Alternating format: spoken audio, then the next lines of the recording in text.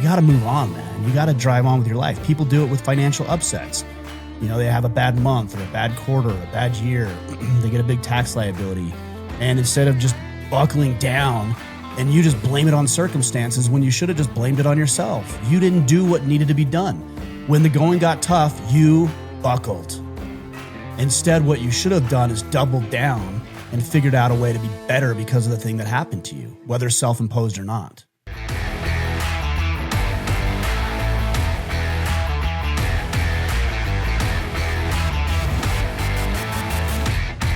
All right, brother, we are back. We tried to do this yesterday. It didn't work. Those small rural towns in Utah, man, the internet or something. I don't know what it is, but here we are.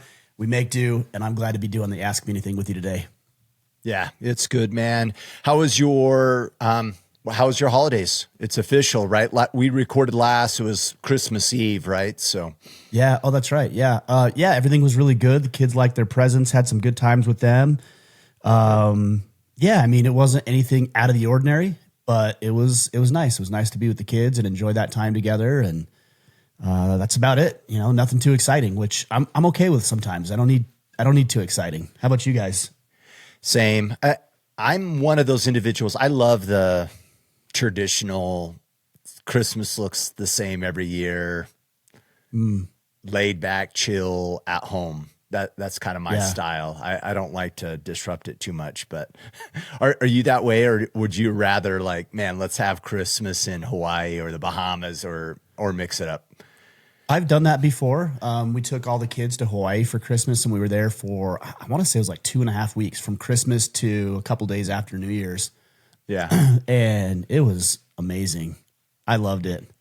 Yeah. But I would say maybe every other year, I don't need the same nostalgia. Like I don't have that. I mean, I do, don't get me wrong. I have things that were traditions, and I think fondly of my childhood Christmases for sure.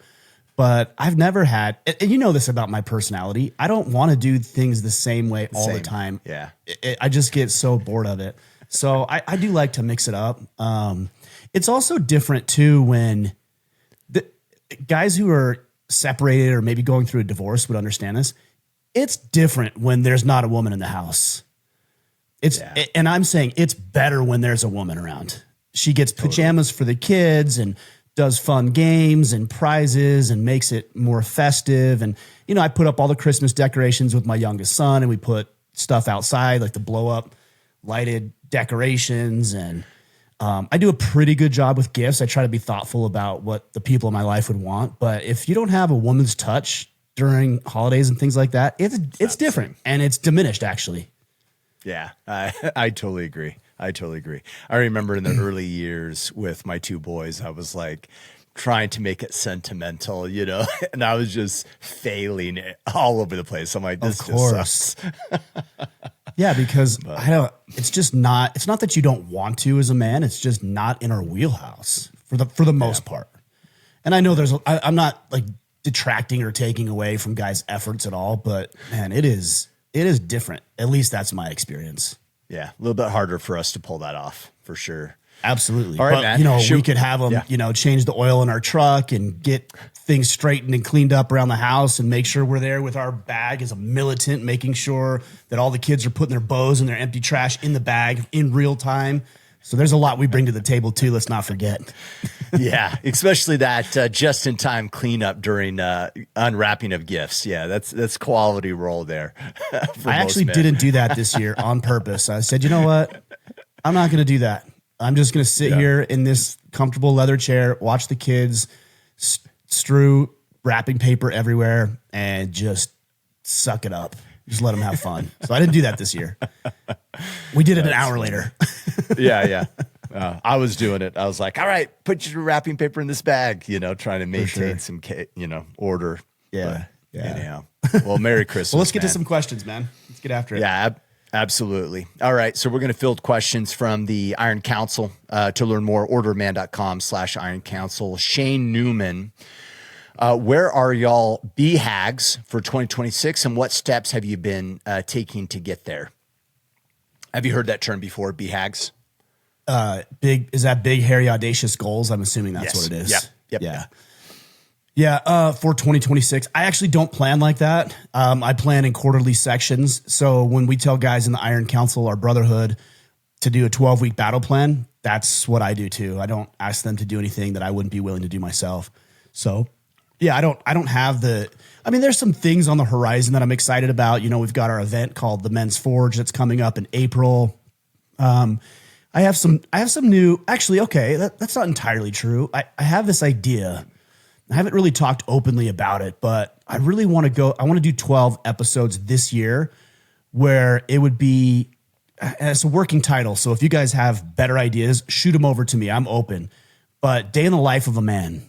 And what I want to do is I want to take a man. It could be somebody who has a large following. It could be somebody who, doesn't, but they're charismatic or they're good at their craft or their trade or whatever. And I want to go visit these individuals across the states, maybe even across the world, if it makes sense.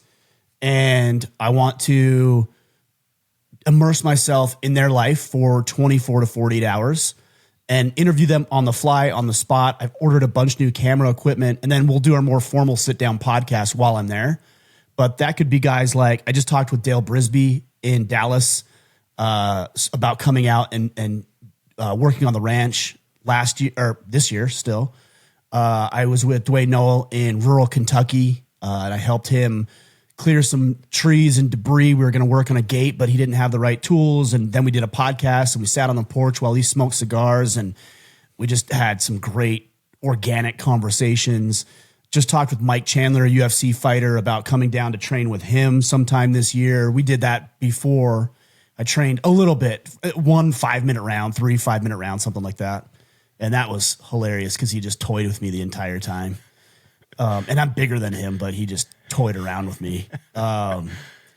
And yeah, so, whether it's like a fighter pilot or a Navy SEAL or a bull rider or whatever.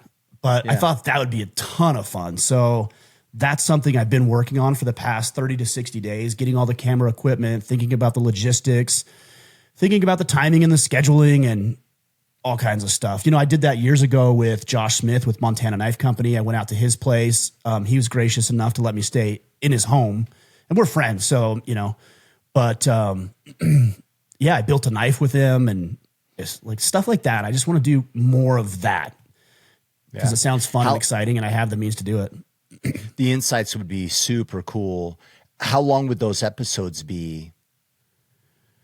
It would be more of a vlog style. So those episodes would probably be long form, maybe an hour to 90 minutes, something like that, where it's maybe not even that long, maybe 30 minutes to an hour. I mean, you can take a lot of content over a day or two and squeeze it into something that's still relevant, that doesn't get into all the details. So, I have to have a good editing team to do that. I have to have somebody who come out with me to get the film and the stuff. So there's a lot that goes behind the scenes that I think a lot of people would probably overlook, but it's very exciting to me.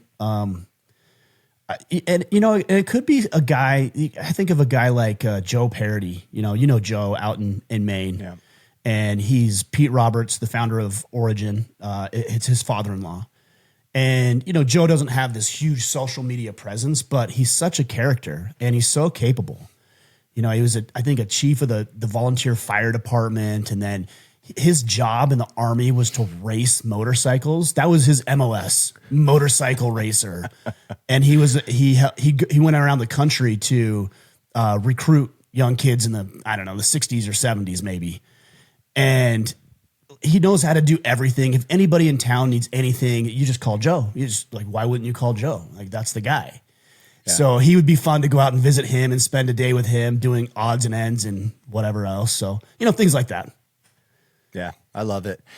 Shane, for me at BHAG wise, to be determined. That's my planning this week, actually. So I'll BHAG be meeting TBD. I'll be meeting with my wife. We're going to plan out our 2026 year, mini adventures, kind of some epic plans that we have, what we're going to accomplish as a couple and as a family, and we'll flesh that out. So I'm not going to say anything quite yet because I don't want anyone holding me accountable to something that's not official.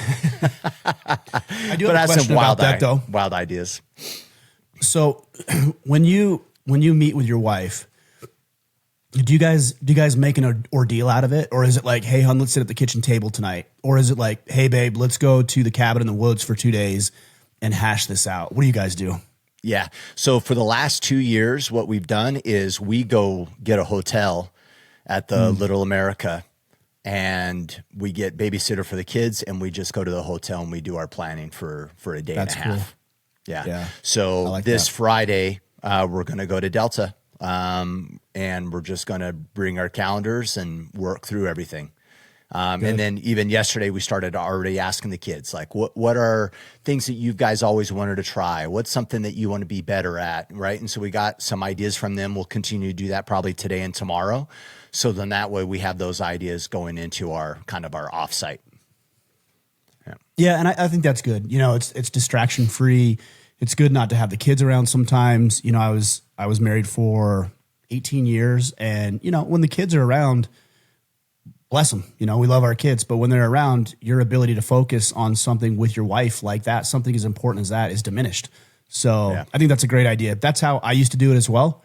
I still do it that way, where I will go out of town or sneak away for a day or two, and not here in my office because there's no creativity here. There's nothing different about my day here. I'm so distracted with maybe the house isn't clean, or maybe I need to get groceries, or maybe I need to work on this project or fix that fence out there. I'm like, I don't want to worry about that. I just want to focus on the task at hand. Mm-hmm. Yeah, totally. All right, Steve and Drew, what are some of the goals and possible changes coming to the Iron Council this year? Yeah, well, gosh, there's a lot. There's always stuff. I just started my own battle team, which is cool. So now we have a battle team that's led by me, which has been almost a decade since that's happened. We just hired a battle team manager. A lot of this stuff may not relate to a lot of the guys. So I'm trying to give pertinent information to people who are listening, but they're going to be responsible for making sure that we as battle teams, and there's 50 plus battle teams at this point, are all marching in lockstep to the same drumbeat, if you will, even though they might do it differently based on their team dynamic and culture. I really want to do a lot more meetups, local meetups, and encourage and foster that between teams and other people who are not on teams, just in regional areas. We also created, Kipp, created the very first regional or geographical battle team. So you have a battle team that you run that is entirely comprised of men in northern Utah, and that's it. If you're in rural Kentucky, you don't join Kipp's team. So that's going to be cool because I think it makes it easier for men to get together, shoulder to shoulder, face to face, working on, common things. So I want to continue to build out that program. And then what I also realized is over 10 years of doing anything, there's always some diminishment in the way the organization is run because it gets so big and complex at times. And as a person of my personality, where it's like, yeah, that sounds good, do it, figure it out.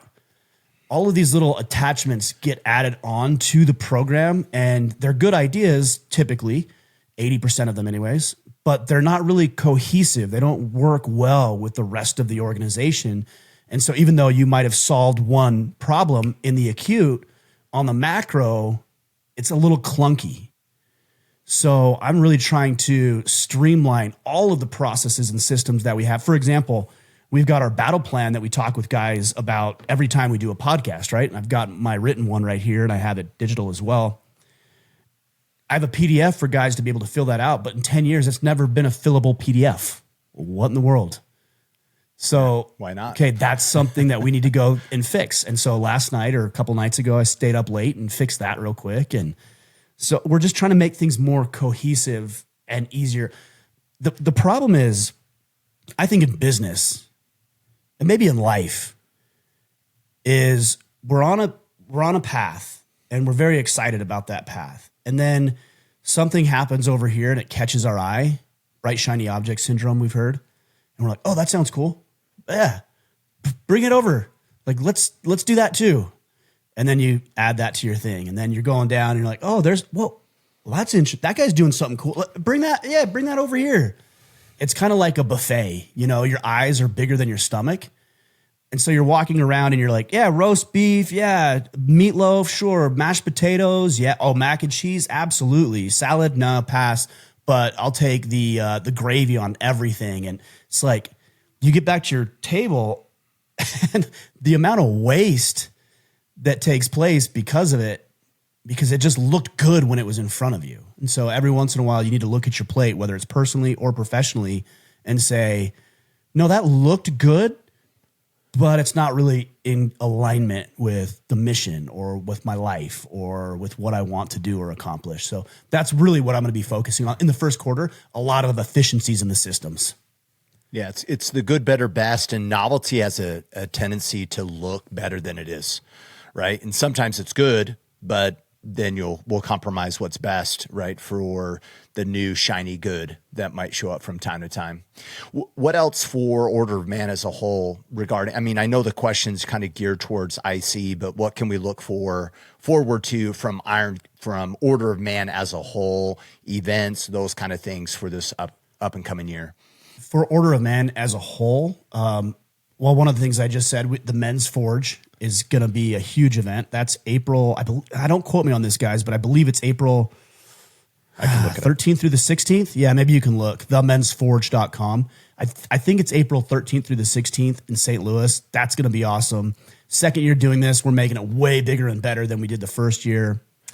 So we have the Men's Forge. I talked about Day in the Life as a Man with the YouTube series. Regional chapters, kind of in conjunction and association with the Iron Council. And then, just continuing to level up the guests that we have on the podcast to get them out to you. We're going to put together a lot more courses. We're working on a No More Mr. Nice Guy course. We're working on a financial literacy course. Not what I'm going to call it because that sounds lame and boring. But yeah, we've got a lot of courses that are going to come online for people who are either in the Iron Council or not. So we've got a ton going on. But the biggest thing, the store is a big part of that. The merchandise store. I think you have an Order of Man hoodie on. The duck camo hoodie, I think is, yeah. And then I've got my hat on. I realized something. This is crazy, Kipp. Listen to these numbers. In the last 30 days, it's probably dropped off a little bit just because Christmas is over now. But in the last 30 days, we've done, and I'm just ballparking a little bit, about 550,000 sessions in our store over the past 30 days. So that means 500,000 plus in the store. And I'm really transparent on all of this stuff. That's a big number for us. Maybe not for everybody, but for us, that's the biggest number we've ever had in a 30-day time frame. But then I went and I looked at our conversion rate because we want to look at KPIs, key performance indexes. So I looked at our conversion rate. It was less than 1% of those sessions converted. Super low. Never been that low. And I don't know what it is right offhand, what it should be. But gosh, if it's not 20%, I'd have to look. I'm like, what is happening here? So I did some reflection over the past couple of weeks. The problem is I just don't have any inventory. So guys come into the shop and they're like, I want that hoodie that Kipp's wearing in a large. We don't have it. I want that shirt that Ryan's wearing in an extra large. We don't have it. And so I've spent tens of thousands of dollars over the past 30 days reordering inventory. And I have a call this afternoon with one of our designers to design three new shirts because we're going to come out with a shirt each month of the year. So 12 new shirt designs and other really cool products. I've hired Jay Jardulo to manage the store. So I'm excited about where this goes, man. I really am. There's a lot of cool things that we're going to be doing. So to confirm, the mensforge.com, that event is April 23rd through April 26th. Okay. I said 13th through the 16th, but I was off. 23rd through the 26th. Just 10 days off. Not a big deal. Yeah, big deal. April 23rd show up early and 26th. see how it works out for you. All right. Okay, Andy Collins. This past year, I've had a lot of success in my condition quadrant. Down 40 pounds, healing, blood work, improving, and feeling great. I've had momentum and things are looking good, but Friday night I hurt my back. It appears to be a herniated disc in my lower back. I know what I need to do to recover, but I was wondering, how do you recalibrate when an event like this threatens to halt your momentum? How do you keep from letting it keep you down? I don't think it doesn't automatically. I don't agree with the premise of the question. I'll say it that way. You said that this type of setback will halt your progress. I don't actually believe that. I might have believed that years ago. And I think for most people, you're probably not wrong. But injuries don't have to halt your progress if you don't let them. So years ago, probably 4 years ago at this point, I had a really bad injury training jiu-jitsu. I ruptured my pectoral tendon, complete rupture, 100% rupture. Balled up, arm black and blue, it was nasty. And I remember when it happened, I heard the pop. The guy I was training with, Brian Littlefield, black belt in Maine, heard the pop, felt the pop. And I got up. I laid there on the mat for a second. I said, whoa, stop. And he got up, and I laid there on the mat for a second, and the pain was just excruciating. I went outside, and I threw up. I was nauseated, so I threw up, came back in, and actually the pain subsided relatively quick. And I said, guys, I'm done. I'm going to go home. So I drove home. And clearly I'm done. And I walked out, I pulled in the driveway. I walked out to where my ex-wife and my son were working with the bees, and they could tell immediately something was wrong. I guess I was pale faced. I was holding my arm weird. And my ex-wife said, she took her thing off, her mask off or whatever. And she stepped away and she said, what's wrong? And I said, I'm pretty sure I tore my bicep. Like 100% sure I tore my bicep. And she's like, well, go to the ER. Let's get you taken care of. And I said, all right, yeah, I should do that. Let me go take a shower first. And she's like, no, don't take a shower first. Just go straight to the ER. I'm like, well, I stink. I smell. Like, they're not going to. She's like, just go to the ER. It's fine. So I go to the ER, and he says, I'm pretty sure this is a pectoral rupture. And it was, and he confirmed. And long story short, ended up having to have surgery, reparative surgery, had about 90 days or maybe even a little longer of recovery, 100% in a sling, 24/7. But the one thing I didn't do is I didn't stop going to jiu-jitsu. Now, I didn't keep training jiu-jitsu, but I went to every single class that I would have gone to if I didn't have an injury. And I would do lunges, and I would do air squats, and I would do box step-ups, and I would sit on the mat as they were teaching ideas and concepts, and I would watch my training partners roll with the other training partners, and I became a student. I went and got the surgery, recovered, came back, and the first day I came back, I was rolling with one of my friends, and he says, man, he's like, is this your first day back? I said, yes, it's my first day back. He's like, you're better than you were before. How is that even possible? And I said, because I've been here every day for the past 3 to 4 months, watching all of you guys, studying I know what you're going to do. I know your move. I know how you move. Yeah, the timing might be a little bit off, but I didn't lose strength. I didn't lose stamina. I also recovered. It's really hard to recover your body when you're actively training jiu-jitsu. I had that luxury. You guys don't. So there's a lot. This is a really long way to say there's a lot that you can do where you can actually get yourself back in the game after you recover your back, where you'll be better than you were before. In fact, you'll be more well-rounded. You could be stronger. You could be leaner because you can still lock in your diet. You can still train your legs or your arms in isolated movements. You might not be able to do back squats, but you might be able to do a leg press or calf raises or leg extensions or leg curls. You can do biceps. You can do triceps. You can do chest. You can do neck. You can do abs might be a little hard, but you can do things.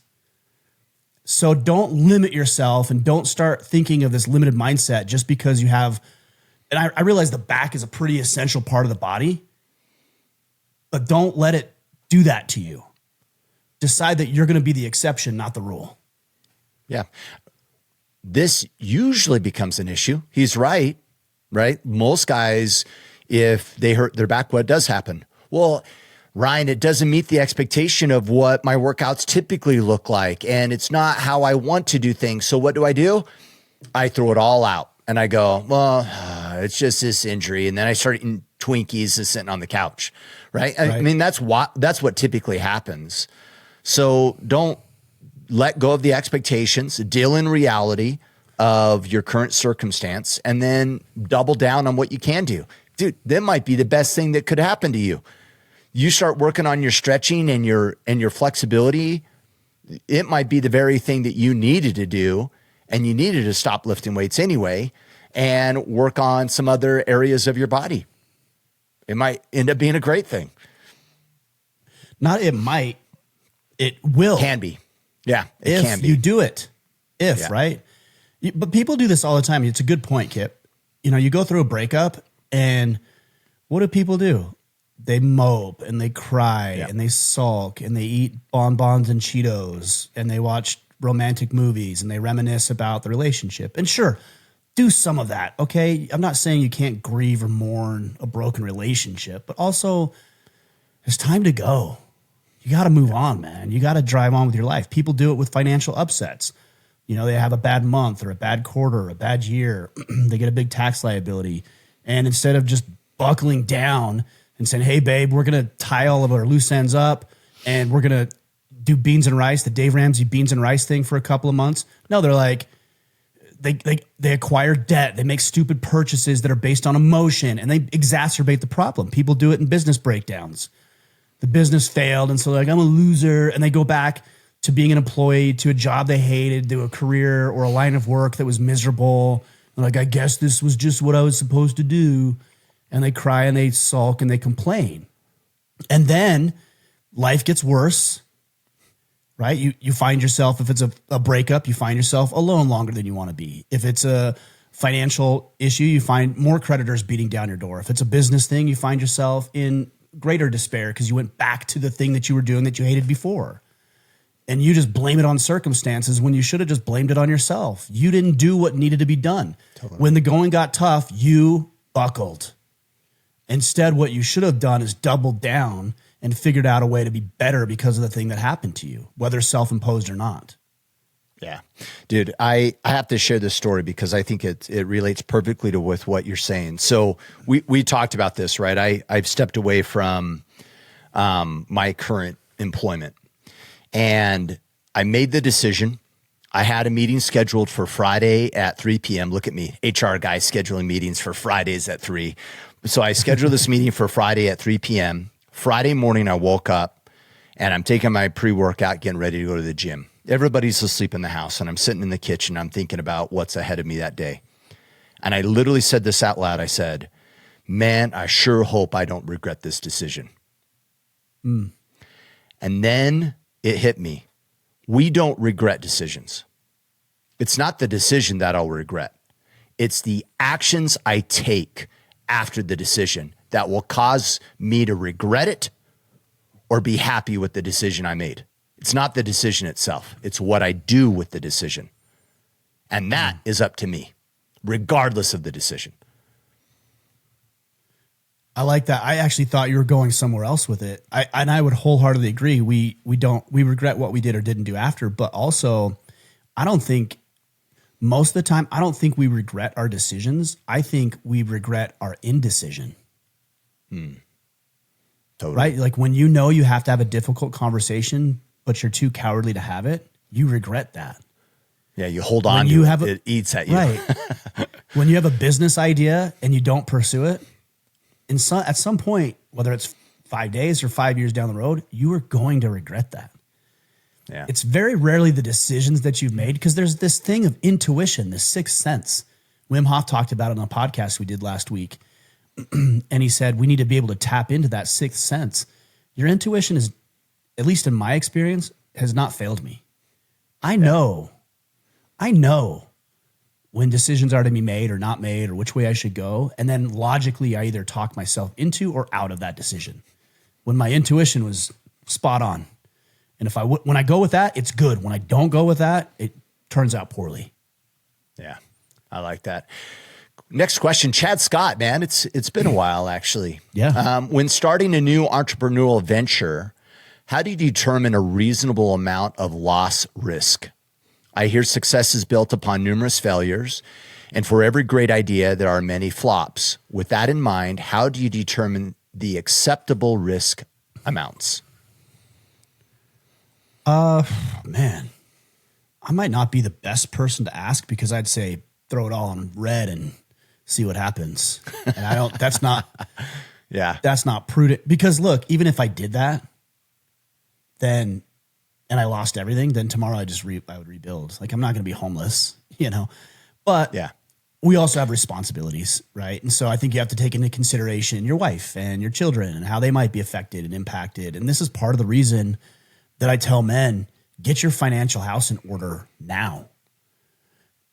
Because if you don't have your financial house in order, then you can't take advantage of these opportunities as they arise. And they will come up. And you'll either miss them and be bothered, or you won't even see them. That's way more deceitful. You won't even see the opportunities because you're not in the position to handle them. So get your financial house in order. Debt's got to be paid off. Taxes need to be managed. Investments need to be taken care of. Cash flow needs to be addressed. Having money, savings, emergency fund, that sort of thing needs to be taken care of. Your network is going to be huge. Continue to build your network always, because you can rely on that. So I don't know what the formula is. Maybe you know, Kipp, but I think I'll say it this way, if your financial house is in order, you are going to be able to take greater risks with these types of things than you would otherwise. Totally. Here's what I think, Chad. I think most of us don't deal logically, right? I believe humans are emotional beings that use logic to justify our emotions. And so when people feel like there's a lot of risk, it's very emotional. So eliminate the emotion, focus on the facts. So as an example, let's just say we're going to start a new business venture. Get clear on what the top of funnel looks like. All right, how many do we have to sell a month? Oh, just two engagements a month and we're good. Okay, great. For me to make those 2 sales, let's assume that my sales rep can only do a close rate of roughly 20%. All right, how many solid opportunities does he have to be able to close 2? All right, great. How many leads convert to those opportunities? Okay, got it. Okay, so how many clients and reach outs and impressions do we have to have each month? Like, get down to the logical what's required and use standards within the industry, right? A good close rate or whatever, a good standard return is X percent. Okay, are we close to that? Are we in the same industry? What's the market doing? Just get really logical both ways, because sometimes what we'll do is we'll be overly positive and say, oh, Ryan, we only have to sell 2 deals a month. That's easy. We can do that. And then we forget all the other things that's required to get to those 2. So get down to the logical facts of what's required and then address it logically. All right, this is a risk. We have a X% chance of losing money. Are we willing to do that? Yes or no? And let go of, what I really want to happen or what would be really amazing. Like, focus on the reality as much as humanly possible, and then commit to it, and then go all in and see if it will work. And also figure out how deep you're willing to go and what the rollback plan is. In IT, we always call this a rollback plan. We'll do an upgrade or a conversion, and then we have a checklist. All right, these things have to go green. And if they don't go green, guess what we do at 2 a.m. in the morning? We roll back the system back to the way it was. Have a rollout plan and a rollback plan of saying, okay, if we don't hit these numbers, we're not going to double down and keep losing money. If we don't hit these numbers, it's not working, and we're going to roll back and go and make a pivot or an adjustment. That way you're not approaching this too emotionally. I like that. That's interesting. Yeah, and you hit on a couple thoughts that I had too is, one thing you said, just 2 sales. Be careful, because 2 doesn't sound like a lot, but it might be in your industry, or people might not like what you're offering. Whether that's 2 or 20 or 200, I don't know, but just be careful. And the way that you be careful is you enlist other people in the industry who've already done it. And they're like, bro, 2's hard a month, just so you know. 2's really hard a month. Okay, that's good. That's good to know, because if I build or attempt to build my empire on faulty data, that's going to be a problem. Or they might say, hey, 2, you're selling yourself short. You could do 20. Okay, that's good to know. That I need to know that information. And then the other one is, you talked about playing it out logically. What I would do too is I would play out the risk logically as well. So for example, let's say I invest 50 grand into this business startup. Could be a lot to some people, could be a little to some people, but let's just use 50 grand. If you lost everything, let's play it out. If you rolled the thing out, you poured all the money into it, and 6 months down the road, nothing happened. You never got paid, nothing happened, it went away, and all of a sudden your $50,000 is gone. What would happen? Would you lose your house because you stopped your job and you kept doing this and everything? That's a big risk. I don't know if I'd be willing to take that risk. Or would you have to like go back to your current previous employment and bust your tail and put some overtime in and maybe do some side work? And okay, I think I can manage that worst case scenario, but actually play out what the risk is in a logical way and see if it's something that you can swallow or not. And if it is, and it would just suck for a while, I would do it. If it's going to be devastating, I would think twice about it. One thing we haven't mentioned, Ryan, and we've talked about it over and over the years, is minimal viable product, right? Test it out too. That's the other thing, right? Everyone always is like, I got this amazing idea. It's like the .com era. You remember the .com era? Everyone felt like, oh my gosh, if I build a website, people will magically just go to it and buy stuff and we're all going to be rich. That is what the mindset was during the .com. And not to get on a soapbox, but the same damn thing's happening again with AI. Oh my gosh, once we have AI, we'll just like magically save all this time. No, the reality of it is you need to vet it. Vet your idea. Can you even sell one? Can you even sell it to one person? If you can't, maybe your idea is not a great idea. So vet the idea through the process of a minimal viable product. Test it out. That way you mitigate a lot of that risk as well. Well, and you also have to be careful of listening to potential consumers, because I don't think they'll lie. I just think until they actually pay with their wallets. Until they put money, yeah. Right. So, I remember early in Order of Man, I was like, hey guys, I want to make this shirt. If I made the shirt, would you buy it? And like 100 people are like, yeah, we'd buy that. That'd be awesome. I'm like, sweet, 100 people? I could sell 100 shirts. That's cool. And then I went and had it designed, and that cost me $300. Then I had them printed, and that cost me, $500, like whatever. And then I rolled it out, and guys were like, oh yeah, like money's tight right now. And like, I don't know, like, it's not as cool as I thought it would be. It's like, bro. So whenever anybody says, hey, yeah, I would buy that, say, great, it's $50. You can Venmo me right now. You could pre-order it from me. If they do, okay, maybe you're onto something. If they don't, it's like, I'm going to take that yes with a bit of healthy skepticism, because I've had that happen all the time, and it could be financially devastating and frustrating at the same time. And it also make you pessimistic. Yeah. You don't need to be pessimistic towards others, because you would do the same thing. But unless they're paying for the thing, they're not interested in the thing. And their words of interest don't mean anything. Yeah, they're just being nice, or maybe telling you what you want to hear. Right. Right. Joe Gunter, since starting the Order of Man, have you seen changes in the views on masculinity in the community, meaning outside of the IC? If so, what changes would you have make to the overall message to drive it forward? I wouldn't have changed anything. I wasn't smart enough. I was just stumbled into it enough to get our messaging on point the first time. Protect, provide, preside. That's our role. It has always been our role. And I was insightful enough to realize that that's what men do. And that's going to stand the test of time. Protect, provide, preside. In fact, people try to knock it off all the time. But that's what we do. So I don't think generally societally views on masculinity have changed, but not biologically. And we'll always revert back to biology when things go wrong. This is that good times create weak men, hard times, like that whole thing, right?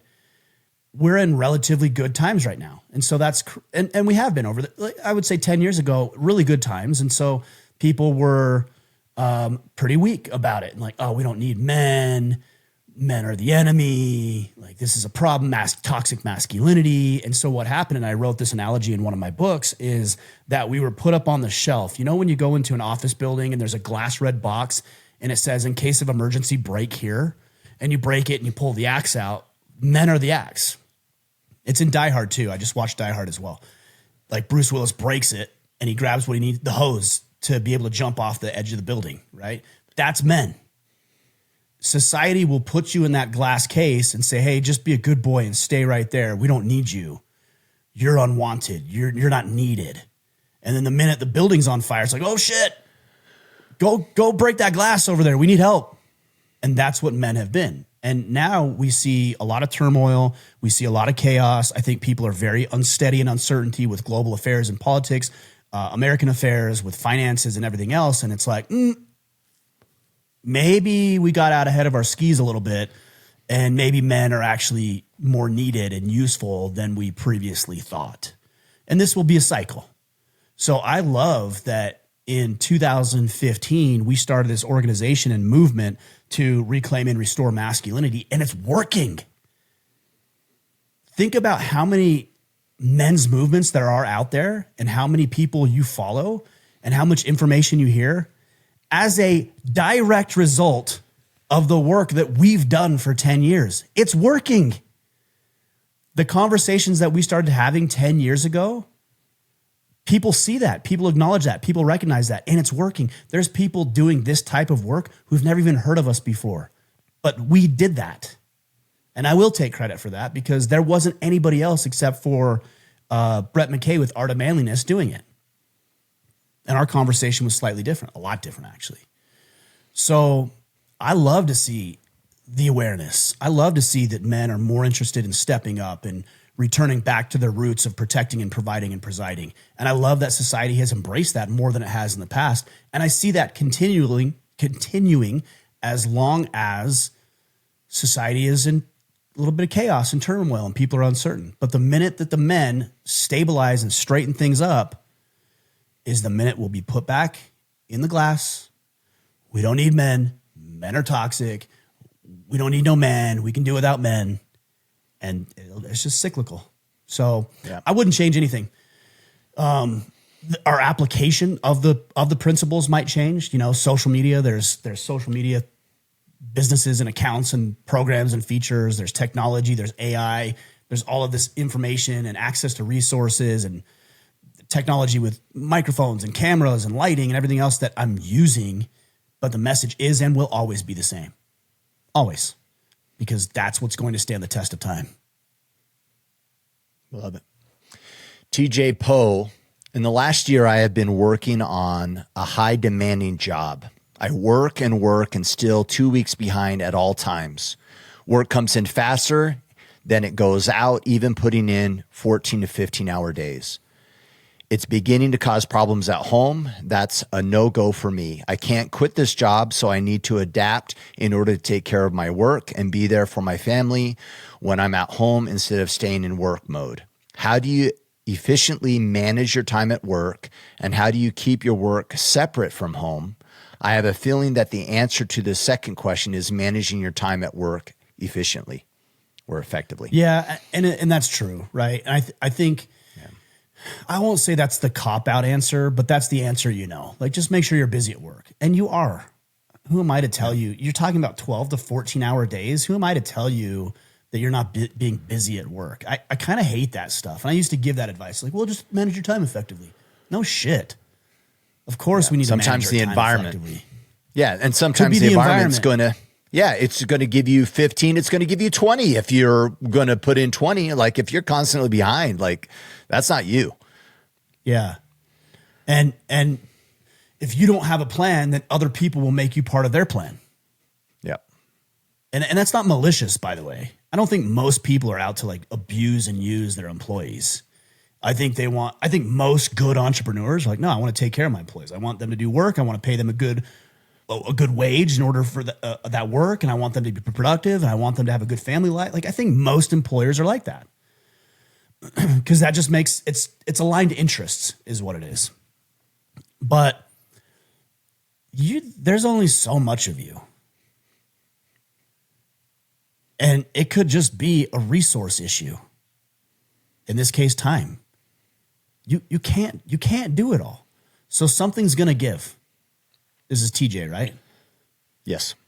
Let me tell you this, TJ. Something's going to give. I promise you. You are marching towards a cliff and you don't even know it. And I'm not using hyperbole when I say this. You're going to lose your family, bro. Or you're going to lose your job. One of those two things is going to happen. And she may not ask for a divorce, but you're going to be emotionally separated. Your kids probably won't hate you, but they're definitely not going to be connected to you because you can't make their games and their recitals. At a minimum. On the far end, she's going to divorce you. Or you're going to lose your job because you're doing so much and you're so overwhelmed and you got your head focused on different things and you're going to drop the ball and your boss is going to fire you like that. Because you messed up one time, but it was kind of catastrophic.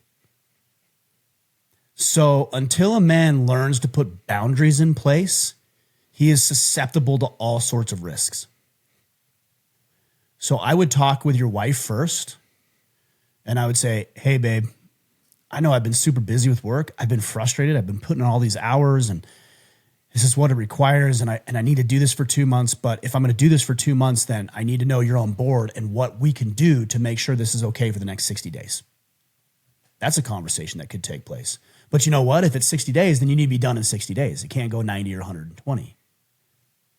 And then she says, okay, I can do 60 days because she's a trooper, and she probably is. She's like, I can do 60 days, but I need you to be home on Wednesday night at a normal time because I need a break and I need to take care of the kids, and I'm supposed to go out with my girlfriends or my sister every Wednesday night to spend time with them. Okay, babe, I can do that. I can work late Monday, Tuesday, Thursday, Friday, but I can be home early on Wednesday for 2 months. And she's like, okay. And then you do it.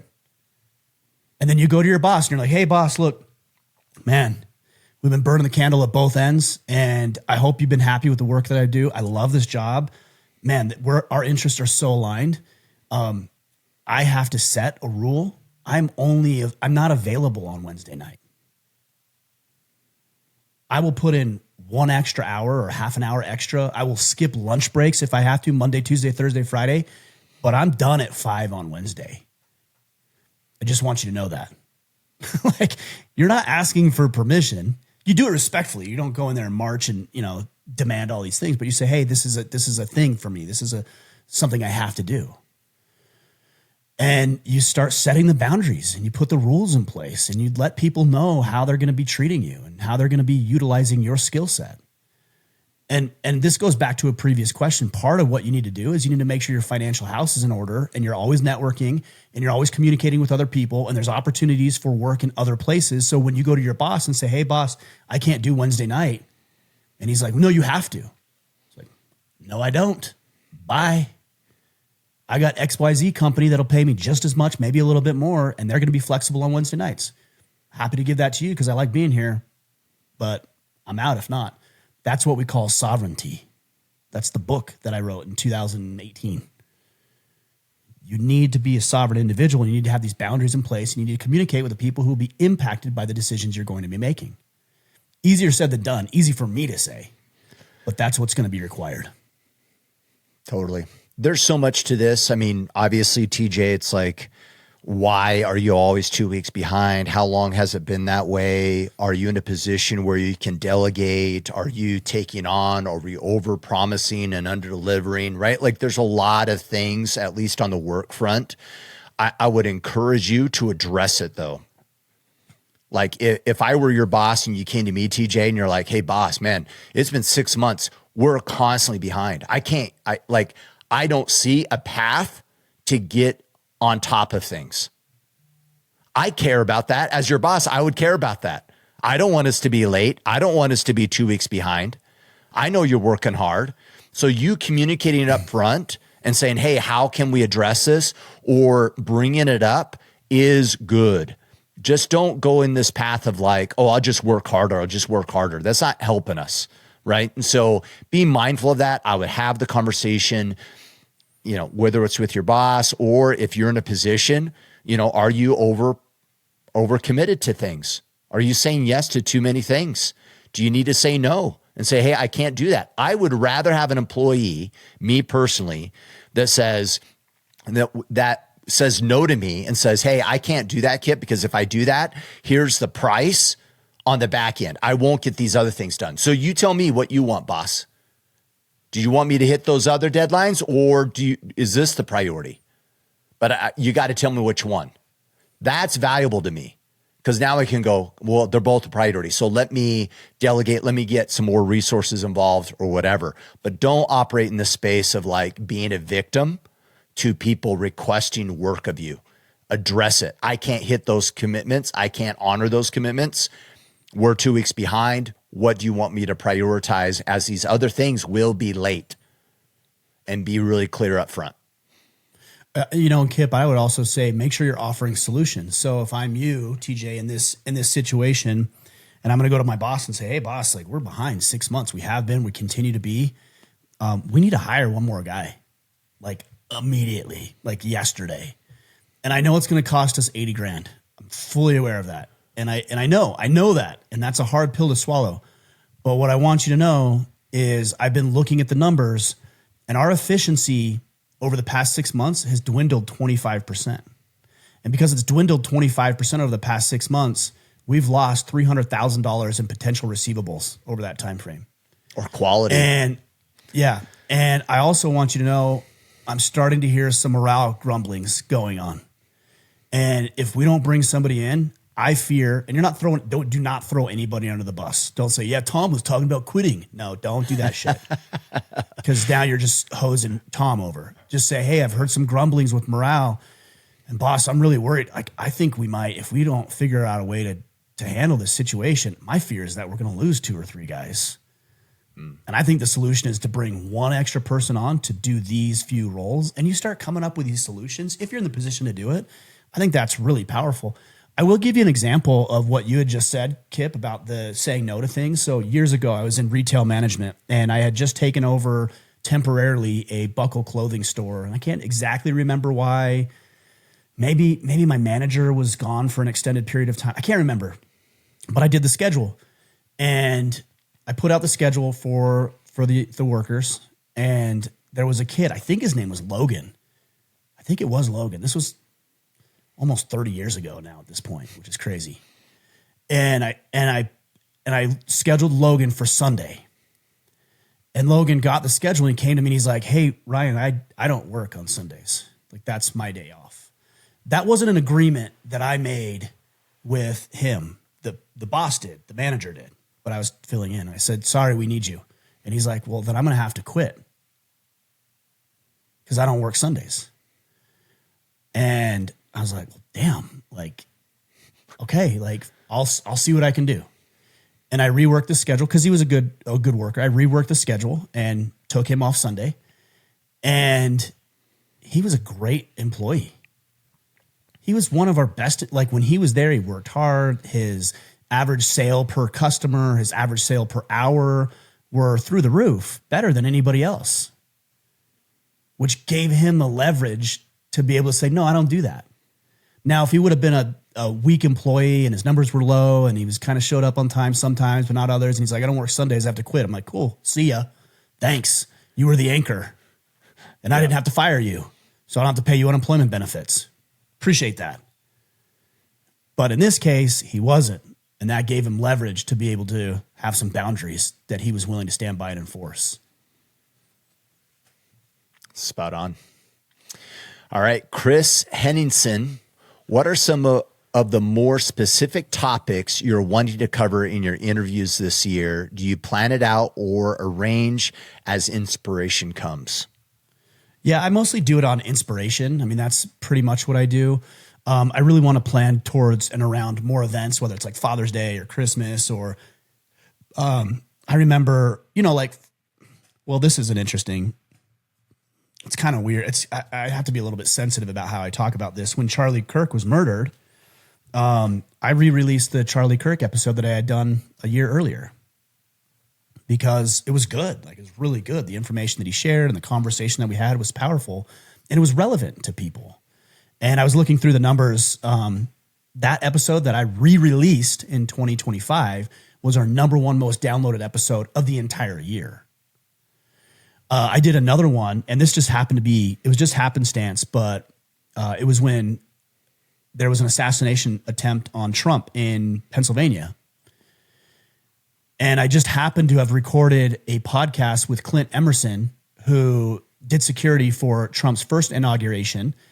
And he is a former Navy SEAL and knows all about this stuff. And we had talked about that issue in particular. That was the second most downloaded episode of the year.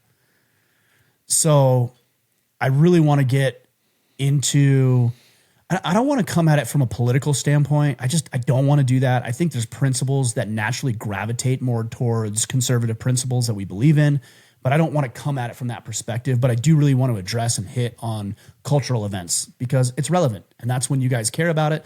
That's when it's pertinent. That's when other people are talking about it. So I think not only is it a good business decision, I think it's relevant to what you guys are after. So you're going to see a lot more content like that come 2026, where it's going to be time-based in whatever is happening in the environment, in the economy, in global politics, etc. Got it. Hans Solemn, what tactics do you see as being effective in dealing with seasonal depression? This winter has been especially difficult and has dramatically affected my daily routine from exercise to sleep patterns. I'm struggling to break out of the slump and get my workout, sleep, and daily routines back on track. I don't want to use a medication if I can avoid it. Have you ever dealt with this, Kipp, personally? Yeah. I mean, we've talked about over the years, man. Like, I mean, we've used terms as like entrepreneurial PMS. That's right. You know, I use the term slump. I'm in a slump. You know, I feel stuck. Absolutely. Absolutely. I can relate to this. I don't know if I've ever dealt with it from a seasonal depression. Yeah, I don't know if it's seasonal. Yeah. Yeah. I mean, seasonal depending, like what you mean by seasonal, it could mean, I'm in a slump. I'm having a bad time right now. But I think more what Hans is talking about is like seasonal winter depression, potentially. You know, that is very common. It's nothing I've had to deal with. But what I would say is, for me, is to still be productive. You know, when I was in Maine, we'd have these huge winter storms, and I loved being outside, and I loved working on outside projects, and I loved being out in the garage and working out. And it's like, and I loved driving around and being out. And it's like, you just can't. And so one thing that helped me is that's when I actually started the canoe, I think, if I remember correctly, is okay, I need a project. I need something to do. And it was in the basement and it was cold down there, but it wasn't like outside, but it was productive and it was exciting. And I was building this thing and it was a lot of fun and it kept me in the game. I think that's what you need to do when you're facing these types of situations is at a minimum, keep yourself in the game. So maybe it's not going as hard to the gym as possible, but maybe you're mixing up your routine and you're thinking to yourself, well, I think maybe I'll start jujitsu now, or I'm going to start some cardio stuff. We had gym equipment in the front room of our house that looked out the windows that were in the entirety of our front house with a treadmill and a Peloton and all kinds of different machines. And we put those out there so that we could still work out and train, even if we couldn't get somewhere in a snowstorm. So I think the biggest thing that you can do is just keep yourself in the game by mixing it up and giving yourself permission in the season to do something different. Because a lot of the advice that you'll hear from men's movements is discipline, commitment, consistency, day in and day out, hunker down and do it. And I agree with all of that. But if it's not getting the job done, then maybe discipline isn't the problem. Maybe consistency and hunkering down isn't the problem. Maybe it's what you're doing or not doing. And so how can you mix it up and create a schedule, create an activity, create a hobby, create a project that is going to be enticing to you in the seasonal moment that you happen to be dealing with? And I can tell you with regards to the canoe, I've gone back to building the canoe and I'm excited about it. Like I actually want to go out there right now. I don't have a whole lot of appointments today. You know, this week is kind of slow for me. I'm going to go out and work on the canoe. That's exciting. Normally I'd be all bothered because I'm not having appointments and being productive, but now I can just go out there and work. And I like that. It's a project. I see the growth. I see the progress, and it's a skill that I'm developing. So reconsider. You're talking about recalibrating, but reconsider your current path and give yourself a little bit more permission to explore the fringes of what you've previously been doing. Yeah. I love that, man. When I think about it, it's like, you know, it'd be fun to go to the gym tomorrow and say, my workout today, I'm going to shoot some hoops. That's my workout. I'm going to do layups and shoot around and count that and feel good about it and be playful with it. Or go snowshoeing. Yeah. So maybe look for the play, but still do something, right? Don't result in just, well, I'm just not going to do anything because it doesn't meet the expectations that I have. Yeah, I think men just want to be productive. We want to produce things, solutions, buildings, train our dog, build our bodies, build a business, develop a relationship, get close with somebody. Like even like it's maybe a funny example, but even when it comes to wanting to have sex with your wife, like think about the effort that you put forth into wanting to have sex with your wife. Like you put forth some real effort. And I think that's what's so great about men is that we're aspirational, we're ambitious, we have targets that we desire, and we come up with plans to have it. And in the absence of a target, you're going to have some wandering. In the wake of a target that you can't currently hit because of a seasonal type thing, you're going to have a problem.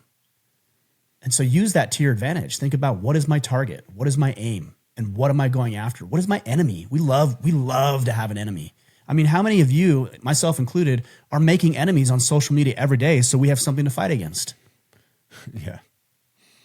Like we'll get into dumb arguments with ridiculous people, probably very low IQ, dumb people, just so we can say, well, you know, I'm working towards something. What does that tell you? Fix your aim, change your aim if you need to, and get to work. Yeah. Yeah. Love it. All right. Micah Conway, thinking about my battle plan for Q1, how small would you go making a 90-day objective in a quadrant that isn't a huge priority right now? I feel like I'm pretty locked in on connection right now, and the other 3 quadrants need more work. However, I don't want to neglect any quadrant. I always want to be growing, so I'm thinking of having an objective that would push me less here. What are your thoughts? Yeah, I think that's a good assessment because we talk about balance as being a verb, and sometimes certain aspects of your life don't need as much attention. I wouldn't completely do away with it, but if it's connection, you know, maybe it is the status quo for a little while. You know, for example, date night with your wife, I think should be a non-negotiable, but maybe not 2, or maybe not a vacation. And I don't know what your connection objective would be. If I knew that, I could give you better insight. But yeah, I think it's completely acceptable to reduce the aspiration in one of your quadrants because you're focusing heavy on others. The only caveat or word of advice or even word of caution I would give is that you need to include people in the decisions that are being made if they're going to be impacted by it. So for example, if you're deciding, hey, I'm going to scale back a little bit in connection this quarter because I need to get into contribution and really get our financial affairs in order, you can't just not take your wife out on a date and expect her to understand what the hell you're doing. You need to say, hey, babe, we really need to lock down in the financial department. And so we need to think about the way we're doing our date nights for the next quarter. So what I'm proposing is that we don't go out and spend a bunch of money or get a hotel or go to this restaurant or do that, but we do this instead. We go for a walk in the park. We go for a hike. You know, we go for a drive. We go for a drive and get ice cream, but we eat dinner here at the house with our groceries. So you make those pivots and adjustments and you include the people who are going to be impacted by that. We don't do that as men because it's clear in our minds. Like, no, I'm good. Like this is, and you're actually making the right decision. You probably are making the right decision. I got to focus on this. She doesn't know that. Your kids don't know that. Until you open, your boss doesn't know that. He's like, well, why isn't he putting in effort at work? He used to work all the time overtime. Now he's not. What's going on? And maybe he's getting lazy. Maybe he had an expectation of you and now you're showing up differently and you didn't connect the dots for the person. So you can make your pivots and adjustments. Just make sure you include other people in the process if they're going to be impacted by the decisions you're making.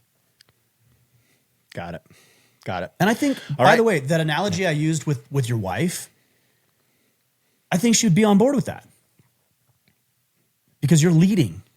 You're still telling her she's a priority, and you're leading the household finances. That's what she wants you to do. Be the provider. Hey, babe, we're going to lock it down, and here's why. I'm still going to take you on dates, but we're going to do cheap dates so we can still get our time, and I love being with you, and I love learning about you and asking questions and being involved together, but we don't need to go to the Ruth's Chris every time we go out. We're not going to do that for the next quarter, and here's why. And now you have an ally. You have a partner, somebody who's like, yeah, cool. And when she wants to go to Ruth's Chris, you'll say, hey, babe, remember what we talked about? She's like, yeah, you're right. And when you want to go to the steakhouse, she's going to say, hey, remember 3 weeks ago, I wanted to go to Ruth's Chris and you said no. And so I'm saying no to the steakhouse tonight. Yeah, you're right, babe. Okay, let's go for a walk together. You enlisted her in the cause. She wants to be your partner, man. And she wants you to lead. I love it. Talk to me about Iron Council and enrollment or being open for enrollment. Yeah, so Iron Council, our brotherhood, we talked about it quite a bit. And all these questions, I think, came from members of the Iron Council. We are open until the middle of January. So come band with us. Check it out. Let us know what you think. You know, if you're on the fence about it, then just come join us. I had a guy message me the other day, and he's like, hey, man, this wasn't what I was looking for. Can I get a refund? He was with us for like 3 days. I'm like, yeah, sure. Like, I'm not here to convince you to change your mind on a decision that you already made. I'll ask you why, because I want some feedback, but I'm like, yeah, cool. If it's not a fit for you, no problem. Here you go. And I think there's a lot of guys who have those questions like, what exactly goes on behind the scenes and what's taking place and how does this work? And come try it. You know, the guys who get the most stuff done do the most stuff. They don't sit around and ponder and pontificate and wonder and hope and maybe this day or maybe someday. They just do it, and then they figure it out along the way. So learn about the accountability, pour all in, get yourself a battle plan, work the battle plan, find some guys who are on the same path as you and work together with them. Be connected with me. Join my battle team. Join Kipp, your battle team if you're in Northern Utah. And let's get some stuff done in 2026. It's hard because I know a lot of guys are either like, oh, I don't have the money. It's like you might not have the money you think you do, but you definitely won't if you don't do something different. Yeah. And so in 2027, you're like, I still don't have the money. Yeah, I know. Because you did the same thing this year as you did last year. Or I don't have the time. Really? If I were to take a ledger around and follow you around for your day, you know, how much time would I be spending outside of the bathroom while you're taking a dump playing around on your phone? Half an hour, 2 hours a day in nonsense? Don't tell me you don't have the time. Be more efficient with it. And these are the things that we talk about inside the Iron Council. Absolutely. That's orderofman.com/Iron Council. And then, of course, you can connect with Ryan on X and Instagram at Ryan Mickler. Any other call to actions? I mean, we talked about the Men's Forge. Yeah, the Men's Forge, April 23rd through the 26th. So make sure you check that out. That's going to be outside of St. Louis. It's going to be an incredible event. Dwayne Noel is coming out, and we've got a couple other speakers, keynote speakers that we're working on getting, headliners. So join us over there, themensforge.com. Excellent. All right, brother. All right, guys. Appreciate the questions, Kipp. I appreciate you. Go out there, take action, and become the man you are meant to be.